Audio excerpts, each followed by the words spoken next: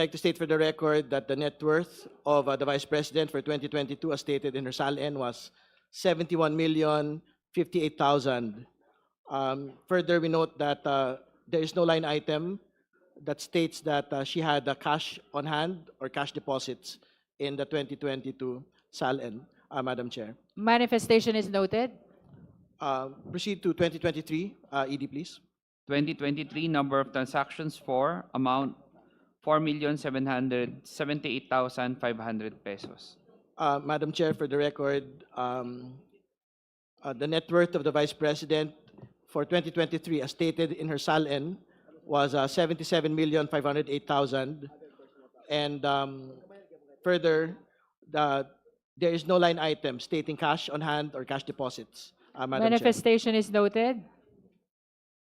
Chair. Please proceed, 2024, ED.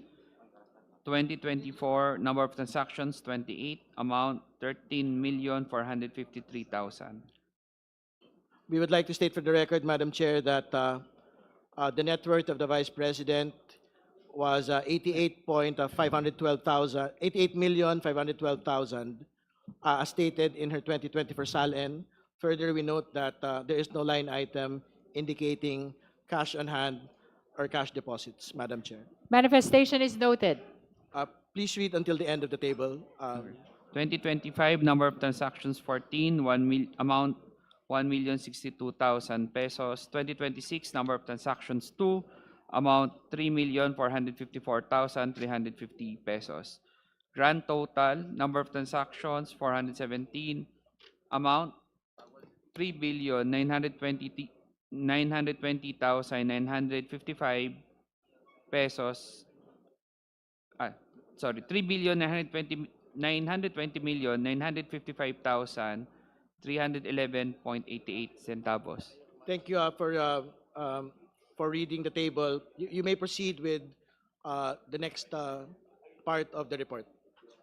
Honorable Ridon, I understand that the committee secretariat prepared a matrix in line with your manifestation. Net worth vis-a-vis cash or bank deposit declaration vis-a-vis transaction per report of AMLC. So if the committee secretariat is ready, kindly flash just to conclude the clarificatory questions raised by the Honorable Ridon, including his manifestations.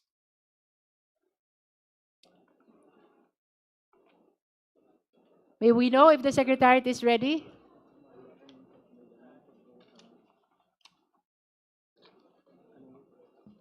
Madam Chair. Madam Chair. The Honorable Amben Amante. I have one question for AMLAC. Ilang Okay. accounts po ba itong pinag-uusapan po natin? Again, we are pertaining to transactions and not accounts. So, to all the justice members, please be guided. Okay, thank The you. subject matter of the subpoena is not account. It's transactions. Okay, thank you, Madam Chair. Just one clarificatory question, Madam I'm not Chair. yet, Maybe I'm the not- executive director can answer first. Madam Chair. Honorable Ridon, we're waiting for the okay, matrix. all right. The Thank you. floor is still with the Honorable Ridon. We're just trying to make use of the time. ED, the question of the Honorable Amben is the number of transactions. If you can answer that question, how many transactions is involved or contained in your report? Madam Chair, not transactions, kundi accounts. But the subject matter of our subpoena is not account. Okay, okay. The thank you. subject matter is transaction. Okay, Madam Chair. So will you pursue your question? No more?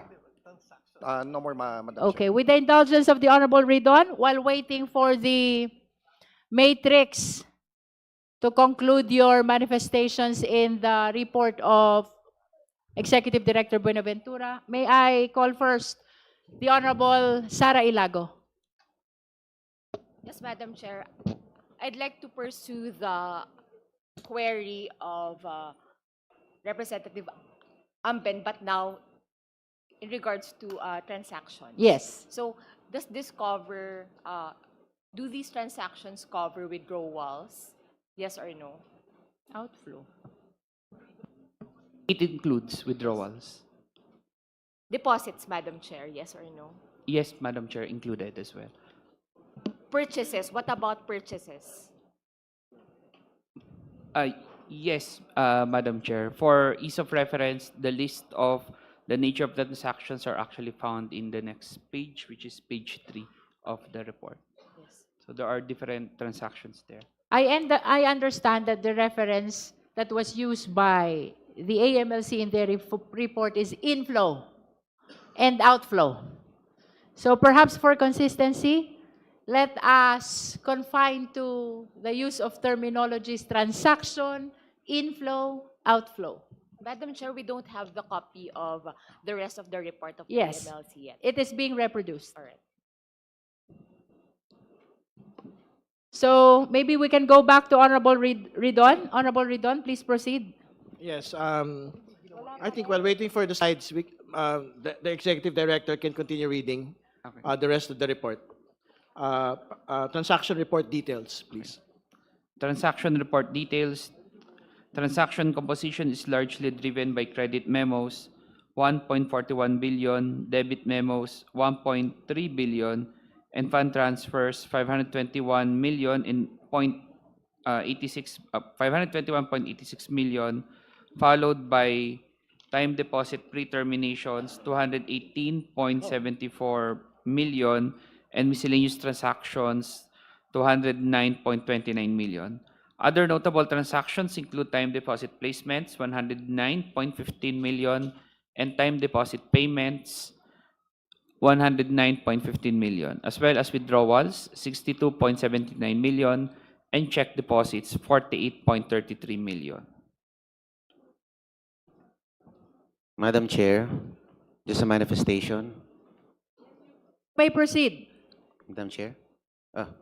Madam Chair, it's hard to dissociate transactions from bank accounts.